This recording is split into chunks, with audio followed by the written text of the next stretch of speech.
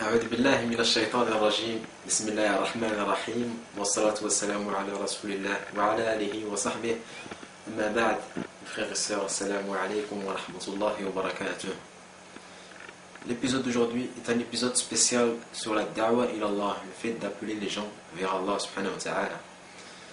Allah subhanahu wa ta'ala il dit sur ce sujet, sur la da'wa, بعد أعوذ بالله من الشيطان الرجيم قل هذه سبيلي أدعو إلى الله على بصيرة أنا ومن اتبعني وسبحان الله وما أنا من المشركين.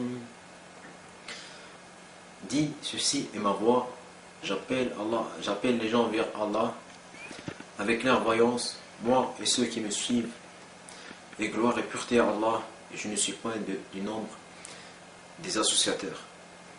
Donc, il faut savoir que quand on fait ça, le fait d'appeler les gens vers Allah, c'est le travail de tous les prophètes et le travail du prophète sallallahu alayhi wa sallam.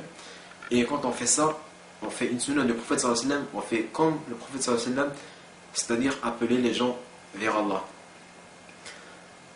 On a, parmi les mérites de cette da'wah, du fait d'appeler les gens vers Allah, c'est le fait qu'on a, à chaque fois qu'on invite à une guidance et qu'une personne la suit, eh bien on a la même récompense que la personne qui l'a suivi, sans que cela ne diminue de sa récompense.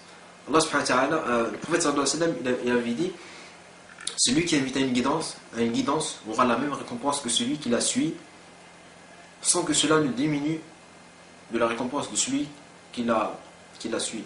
C'est-à-dire que toi, tu mets un hadith, tu mets un verset sur Facebook ou que tu l'envoies par SMS, eh bien, Allah, à chaque fois qu'une personne lit ce hadith ou ce verset et suit ce hadith, suit ce qui est marqué dans ce hadith, eh bien, à chaque fois tu auras la même récompense.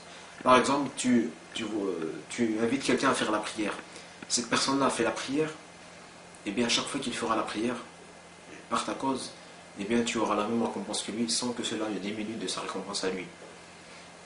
C'est pour ça que là, Inch'Allah, on fait ces efforts pour appeler les gens vers Allah. Le prophète sallallahu alayhi wa sallam, il avait dit à Ali, radiyallahu anhu, si Allah guide une personne par ta cause, c'est mieux pour toi que cette dunya et tout ce qu'elle contient. C'est-à-dire que quelqu'un rentre dans l'islam par ta cause, c'est mieux que ce bas monde et tout ce qu'il contient. Et subhanallah, j'ai une histoire vraiment magnifique avec ce sujet. C'était l'histoire d'un jeune homme qui s'appelait Jad. C'était un enfant de famille juive.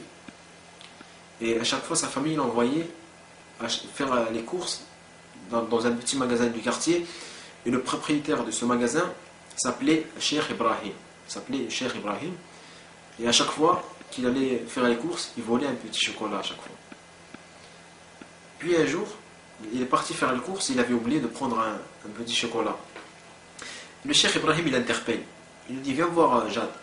Il lui dit, oui, qu'est-ce qu'il y a? Il lui a dit, aujourd'hui tu as oublié de prendre un chocolat. Et là, Jad, il était étonné. Il lui dit, depuis tout ce temps, vous saviez que je prenais des chocolats? Il lui a dit, oui.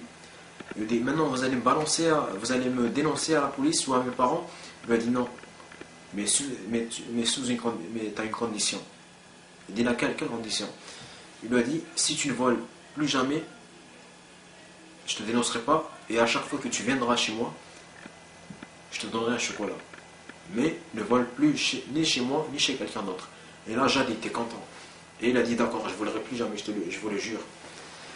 Puis, tellement que Jad, il aimait cette personne, à chaque fois qu'il avait un problème, il venait lui raconter. Il a raconté au Cheikh Ibrahim tous ses problèmes, et le Cheikh Ibrahim lui ramenait un livre. Il lui disait, ouvre ce livre à n'importe quelle page et ce sera la résolution de ton problème. Jad, il ouvrait le livre à la page, n'importe quelle page, il prenait au hasard, il ouvrait le livre et subhanallah, c'était la résolution de son problème. Et à chaque fois qu'il avait un problème, il venait chez le Cheikh Ibrahim. Puis, quand le Cheikh Ibrahim, il était malade et qu'il a senti qu'il allait mourir, il avait donc demandé à ses enfants de donner ce livre à Jad s'il mourait. Et quand il est mort, les enfants de Cheikh Ibrahim, ils ont donné le livre à Jad. Puis, à un moment, Jad, il avait un problème, mais Et il voulait prendre le livre, l'ouvrir à n'importe quelle page, mais il ne savait pas lire ce qu'il y avait marqué dans le livre. Et il a cherché, il avait un ami tunisien, il lui a dit tiens, prends ce livre, je vais te l'ouvrir à n'importe quelle page et tu m'expliques ce qu'il y a dessus parce que ça va régler mon problème. Il dit d'accord, il n'y a pas de problème. Et au moment où ce frère tunisien, il ouvre et il voit des versets du Coran. Il lui dit mais tu sais Jade, ça c'est le Coran, ça c'est le livre des musulmans. Il lui a dit ah oui, et vas-y explique-moi cette religion. Et le Tunisien a commencé à lui parler de Allah, du prophète, du Coran et de l'islam. Et là, Jad il a voulu rentrer dans cette religion. Et il a fait la shahadatain, il a dit Ashhadu an la ilaha illallah wa ashhadu anna Muhammadan Rasulullah. Il est rentré dans l'islam. Et directement, il a travaillé pour la religion. Il a fait da'wa ila Allah, il a appelé les gens vers Allah. Il est parti en Afrique. Et plus de 1 million de personnes sont entrées dans l'islam par sa cause. Plus de 1 million. En Afrique, ils se convertissent facilement. Mais il faudrait qu'il y ait des gens qui aillent là-bas. Et lui, il a fait cet effort-là pour Allah et il est parti en Afrique. Et plus d'1 million de personnes se sont converties par sa cause. Et quand on s'imagine la rétribution, parce que ça sera jamais, ça sera infini. Parce que cette personne-là qui s'est convertie par la cause de Jad directement, elle va faire convertir d'autres personnes. Va être la cause de conversion de d'autres personnes. Ce qui fait que Jad, à chaque fois qu'une personne se convertit à l'islam, toutes les hasanats, toutes les récompenses, elles reviennent vers Jad. Toi, mon frère, ou toi, ma soeur, qui est musulman ou qui est musulmane depuis la naissance, combien de personnes sont entrées dans la religion d'Allah subhanahu wa ta'ala par ta cause? Et combien de personnes sont sorties de la religion d'Allah par ta cause? Parce que si une personne sort de la religion d'Allah subhanahu wa ta'ala par ta cause, là c'est très grave auprès d'Allah subhanahu wa ta'ala. C'est pour ça que nous devons avoir un bon comportement. Parce que nous n'avons pas la science que les savants ils ont. Ce qui fait qu'il nous reste quoi? Il nous reste plus qu'à copier des hadiths ou envoyer des versets et il nous reste le bon comportement. Juste avec notre bon comportement, beaucoup de gens vont rentrer dans l'islam juste parce qu'ils nous voient. Ils nous voient, ils voient en nous, quand ils nous regardent, ils voient en nous l'islam. Si on a un mauvais comportement, ils disent que si les musulmans sont comme ça, c'est même pas la peine. Donc mes frères et sœurs, on améliore notre comportement de jour en jour et on invite les gens à Allah et on espère la rétribution et la récompense de Allah subhanahu wa ta'ala.